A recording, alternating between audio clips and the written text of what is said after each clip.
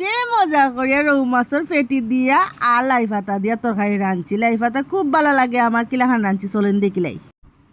তো লাই পাতা কিন্তু বালা করে সুন্দর করে দই লিছি, আর ওই দেখুন রৌ মাছের পেটি লাই পাতাটারে আগে খাটি লাইমো।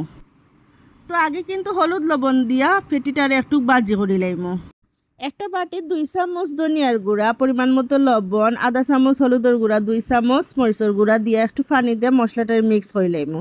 একটা কড়াই বয়ে দিলাম, বিসমিল্লাহির রহমানির রহিম। এখন তেল দিলাইমু, দিয়া পেঁয়াজ বাটা দিয়া পেঁয়াজটা ভালো করে লাল লাল করে বাজি লাইমু। কাঁচামরিচও দিলাইলাম। এখন কিন্তু গুলিয়া রাখা মশলাটাও দিলাইলাম। মশলাটা একটু সময় খসাই লিমু।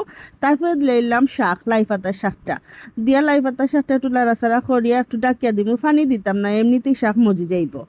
তো দেখুন আমি কিন্তু শাকও কোনো পানি দিছি না, এমনিতেই শাকটাই পানি বাড়াইছে। এখন বাজিয়া রাখা রৌ মাছের পেটিটা দিয়া জুলোর লাগি পানি দিলাইলাম।